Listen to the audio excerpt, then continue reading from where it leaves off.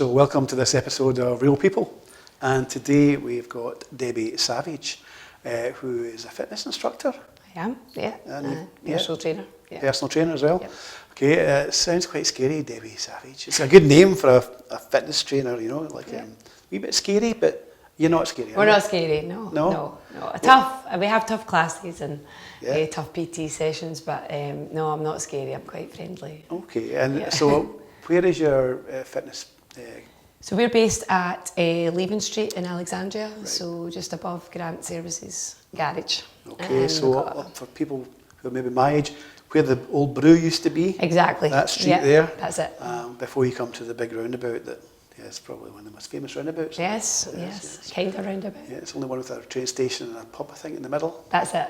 Something like that. Yeah, so if you know where the train station is in the pub, you'll find us. Well, you can, pub and then fitness afterwards. Yeah. But so tell us about how you get into the whole thing then. So when I left university, I went travelling, and I always enjoyed fitness and running. I got into running more than anything, and I used to try and talk everybody into running. And when I started up my own little group when I was abroad, actually, and then people said, you should be a PT, you should be a fitness instructor, you're so motivating. And it was always in the background. And then I was an air hostess for years, travelled a lot, and I always did the fitness on the side. Right. I would always be in gyms. When I lived in London, when I was flying, I worked in a local gym. The first place you'd find when you landed was the nearest gym? Yeah, I would always go to all the different hotels, and actually the running became more because when I was flying I was away and the time differences, so I would get up early. I would be up early with the time zone and go running and go and see the city. So by the time we got back for breakfast, I kind of had already. Don't you think that running is the best way to find out about place? Go out in the morning, go and run, and then you know where breakfast, lunch, dinner's going to be. Exactly. And you fit. I mean, when I started running, I started running when I was about 56, I think, really late in life. But I found places in Alexandria I never knew existed. Exactly. Yeah, like, and you I was find bored trails. Going that way. Let's go this way. Yeah, it's an adventure, and you find a new trail or a new path or somewhere you've never seen. So you went from that basically to running sort of informally little groups, and then to having your own business now. Yeah, so I travelled, as I say, a lot, and then it was always in the back burner, and then I've got 2 boys, and my husband said, you should do it, just do it. There's never a right time, is there? So I just did it, did my personal training course and fitness instructor course about 8 years ago. And then I was given an opportunity, a good friend of mine, Chris Bowman, he has a fitness business as well in Helensburgh, and he offered me the opportunity to take on Alexandria, so I took it.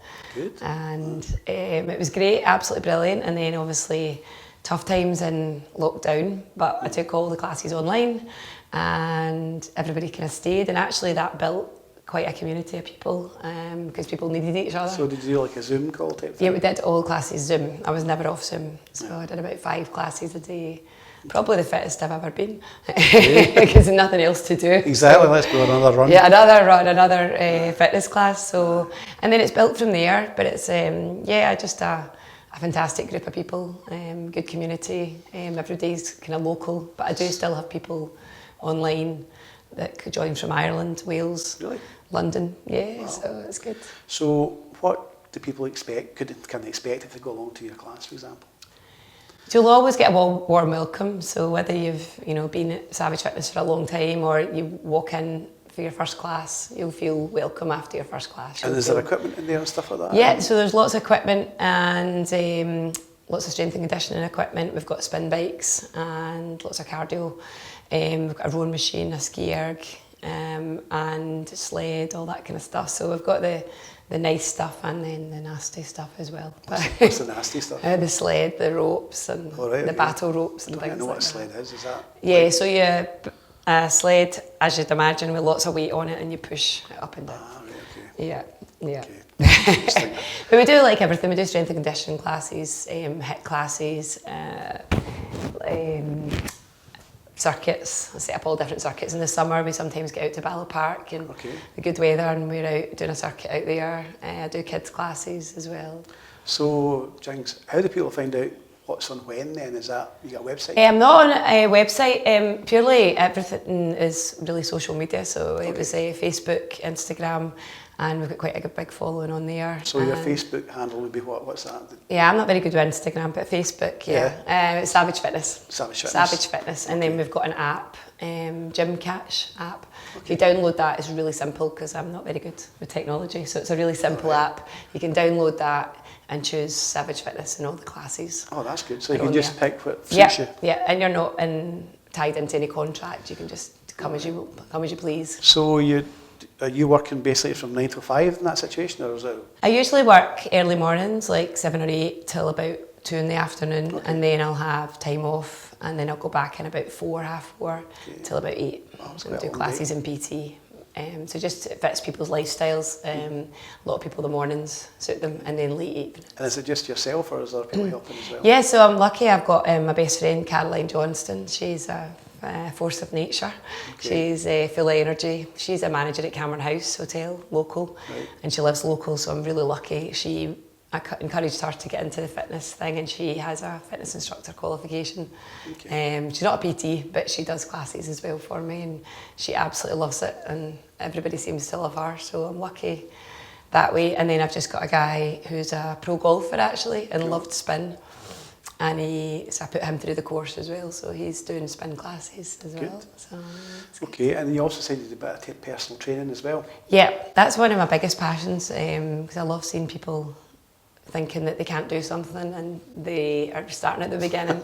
Yes, everybody starts at the beginning, starts somewhere, and it's nice to see somebody, starting that fitness journey and progressing, and you see them progressing in 6 weeks' time, 8 weeks' time. So you get into diet and the whole thing as well? Yeah, I've got a nutrition qualification as well, and it's that's half the battle really, is the exercise, but also trying to educate a little bit on nutrition. But it's difficult. You've got to have a life, you've got to have a balance, and have some fun. I've just started some of that just now, and it's measuring everything. It's like, wow, you don't realise how much it is. That? Okay. So how much a portion is. No, you don't, and it's like starting to get into the way of it now, and it does make you think before you put it, before you eat it. Yeah. I cook a lot of stuff, but the problem is when you go out, I find when you go out and about, like for a meal out, how the heck do you know what's in it, calorie-wise? Yeah.